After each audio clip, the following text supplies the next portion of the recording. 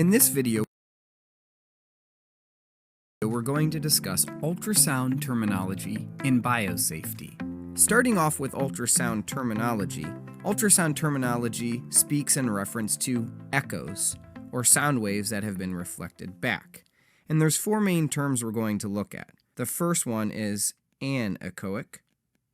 The next one is hypoechoic, hyperechoic, and isoechoic.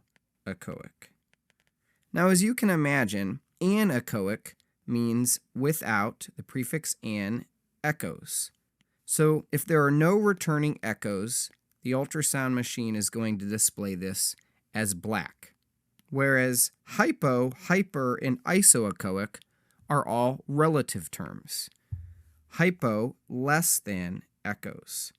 So while this is a relative term, some use it as an absolute term, meaning darker or low-level grays. But technically, it is a relative term, meaning one tissue is darker or hypoechoic in reference to another tissue. In the same way, hyperechoic means more than echoes, or brighter. And again, while this technically is a relative term, it may be used as an absolute term for brighter level grays or brighter echoes. In the last term, in the same vein, isoechoic. This means the same level of echoes from one tissue to another. To illustrate this ultrasound terminology, let's look at the ultrasound image on the left.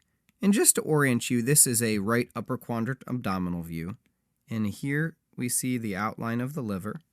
And then here we see the outline of the right kidney. And in between those two, you see some free fluid in Morrison's pouch.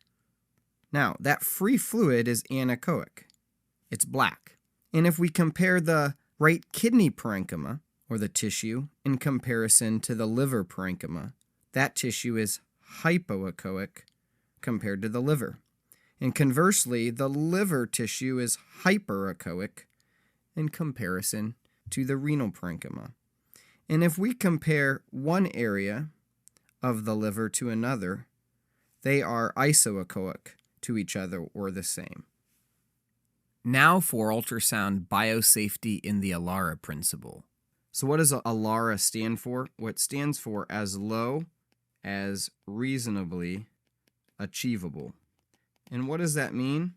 Well, in vitro studies have shown that cellular damage can be caused by ultrasound waves. Microcavitation and heat production occurs with high-intensity beams, but with the intensities that we're using today, no adverse effects in human tissue have ever been demonstrated after decades of use. However, because of the theoretical possibility, we want to follow the principle of ALARA, or as low as reasonably achievable power. So this predominantly has to do with two components of ultrasound.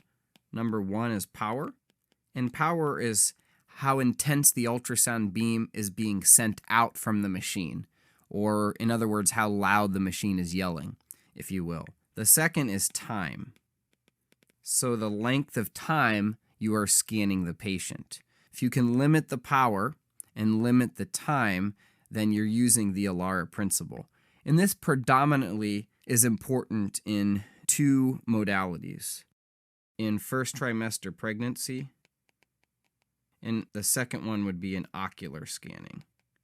And the reason being is because at this time you have very small fluid-filled structures that you're scanning, and especially in the setting of first trimester pregnancy and the possibility of damage, you want to limit power and time of scanning. This can also apply in training programs where you're using live models to train. You want to limit the time that you're scanning and taking breaks in between scanning for these model patients. So let's all follow the ALARA principle.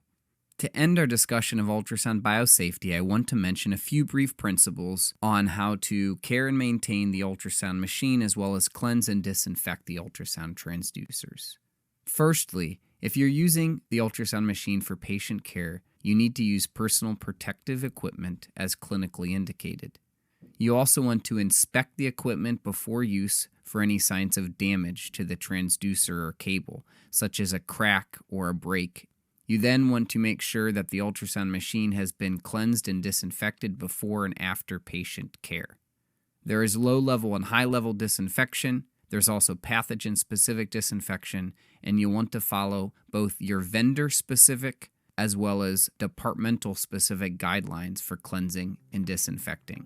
And lastly, use common sense when caring for and maintaining the ultrasound equipment so that you can use it in longevity to care for patients.